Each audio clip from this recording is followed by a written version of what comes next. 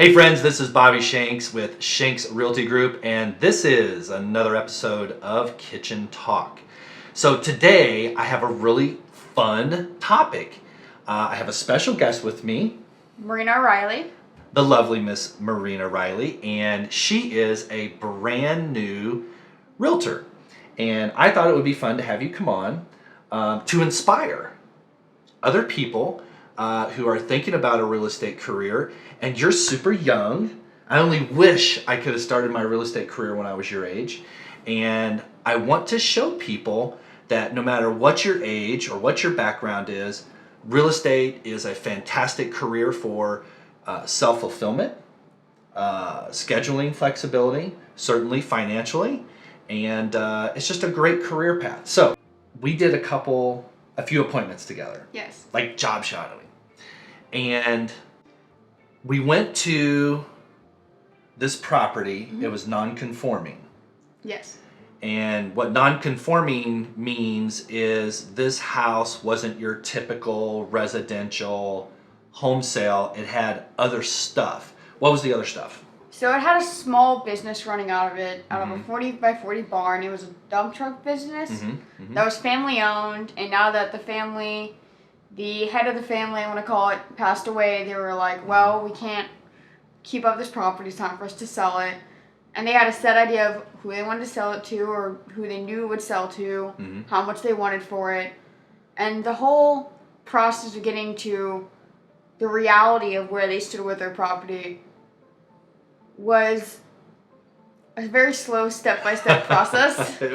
It was like playing Monopoly. It took a long time to get around that board. Yeah, and then you had multiple trustees that you had to work with. So Yep. once you got one on board, you kind of used that and had them kind of confirm your ideas or like work along with your ideas to help out to get the other one on the same page or Yeah. place on the board if you want to use the Monopoly. So the thing that was really cool about that appointment was I think a lot of people that get into a real estate career think, right, stereotypically, Yep. that, you know, we wear suits to work and expensive shoes and drive a BMW and Yes. and right, and none of Yeah. that's true, or at least it's not true in my business. I'm very down to earth. I drive a pickup truck, and I mainly do business initially through relationship and just making people feel comfortable. You know, I don't go in there waving my resume or my past solds or how long I've been doing business, because at the end of the day, and you remember the conversation we had, and I said, if you never meet with me ever again, we never coach and mentor, remember this one thing. And that one thing was, people just have to like you, because if they like you, they'll trust you. Yep. Now, you got to follow through.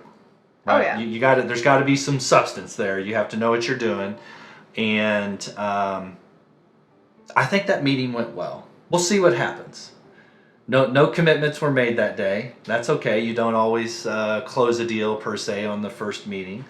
But again, that was a non-conforming business residence, and it'll be a very unique sale. I'm glad that you went with me on that. It just goes to show, you know, you don't just walk into any normal everyday house and take a listing, put a sign in the ground, and so on and so forth. A lot of times these things are difficult. So now we had another appointment on a house, and it was just kind of a standard residential house. Tell me about that house. So that house was a small little residential home, I think 3 bedroom, 2 baths. And then it had a little carport in back with its own little workshop, which is kind of its star point, as you want to call it. Yeah, a large 2-car garage. With a nice workshop attached. Like that the had garage shelving. was as big as the house. I would say that, yeah. Which was highly unusual for that area, for sure. Oh, yeah, because everyone else just had a little covered car park attached to the side of their house. Yep. And then just a nice yard. Now, what about the condition of the inside of the home? What did you think?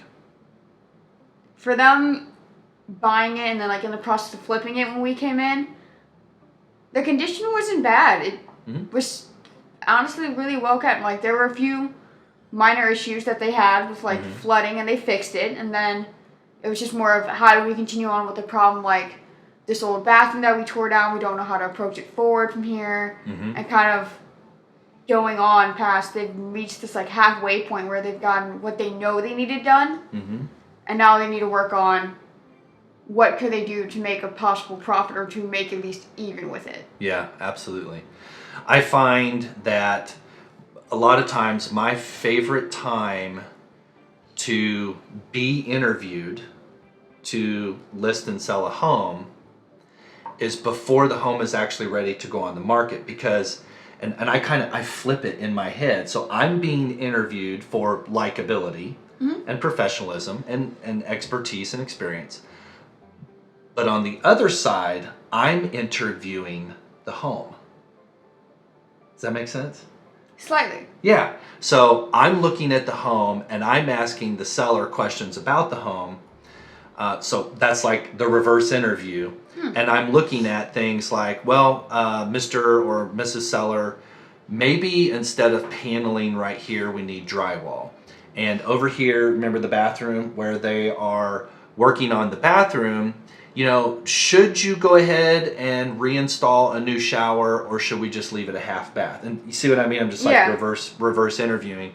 And I find that when you start having that dialogue and that conversation with the seller, it turns the attention on the home itself, the real estate, and it lets them know that you are really paying attention to the details, because real estate sales is definitely in the details, to say the least. Yes.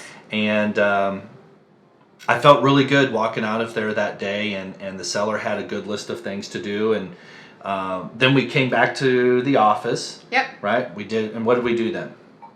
We immediately went to find houses that were similar to compare it and see what they could do to make a little more profit, see what their houses had, comparables had that house didn't, see what advantage that house had over, and almost all of them was the carport. That was the standalone shining point.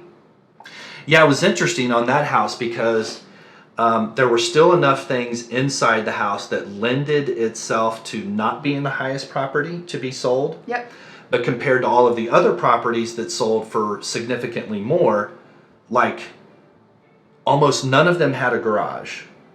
And out of the few that did have a garage, they had a 1-car. Yeah. This one is a 2-car with a workshop. So we have to help educate that seller who their buyer's going to be, right? So we actually think about demographically who's going to buy this house and who can we market to. Oh, yeah. All right, well, that kind of brings us to the end here. High five to you and starting your real estate career. I'm super excited for you. I know you're going to do great. Thank you. If you are interested in doing business with this super incredible, highly motivational, incredibly energetic and extrovert real estate agent, Marina Riley, please give her a call. Give us your number. 314-566-6514. Good luck. Thanks.